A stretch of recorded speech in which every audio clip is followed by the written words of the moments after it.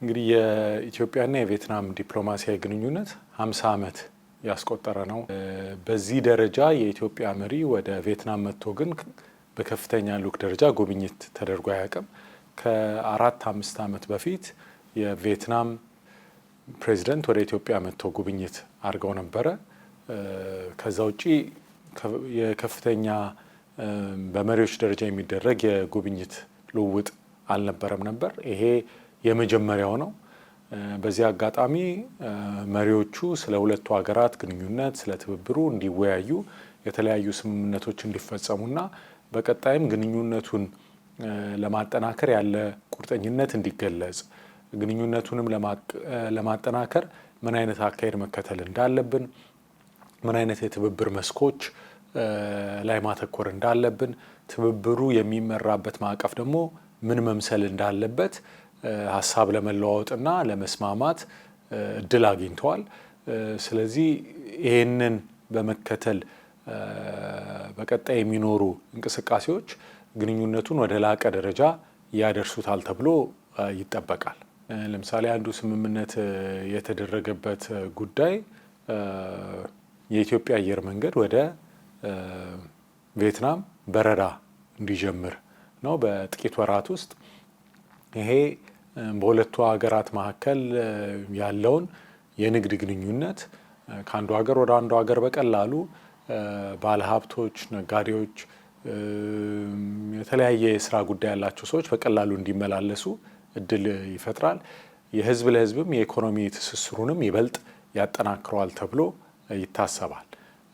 ሌላው በትምህርት ዘርፍ እንዲሁም በኢኮኖሚ፣ በንግድ፣ በኢንቨስትመንትም ግንኙነቱን ለማጠናከር የሚያግዙ ስምምነቶች ተደርገዋል።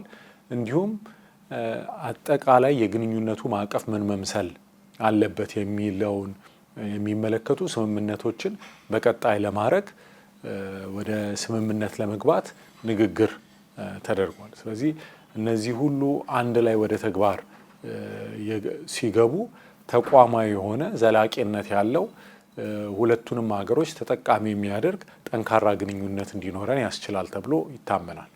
እንግዲህ P4G የሚባለው መድረክ የትብብር የጥምረት መድረክ ነው። መንግስታት ብቻ ሳይሆኑ የግል ዘርፉም ተሳታፊ በሚሆንበት መንገድ ዘላቂ ልማትን፣ የአካባቢ ለውጥን መከላከልና የመቋቋም ይህንን አጀንዳ ያደረገ ጥምረት ነው። በዚህ ጥምረት የገንዘብ በማሰባሰብ የግሉ ሴክተርም የራሱን አስተዋጽኦ አድርጎ የአካባቢ ጥበቃ ስራዎችን ለማጠናከር ጥረት የሚደረግበት ነው። ይህንን መድረክ ከ2 ዓመት በኋላ ኢትዮጵያ እንድታዘጋጅ ኃላፊነቱን መረከቧ አንደኛ በዚህ ዘርፍ እየሰራን ያለነውን ስራ ለዓለም ለማሳየት እድል ይሰጠናል። ኢትዮጵያ በከፍተኛ ደረጃ ታዳሽ ኃይል የምትጠቀም ወደ 100% እንኳን ባይባል ወደዛ በተጠጋ ደረጃ ታዳሽ ኃይልን የምትጠቀም ታዳሽ ኃይል ላይ በብዙ ረገድ ኢንቨስት እያደረገች ያለች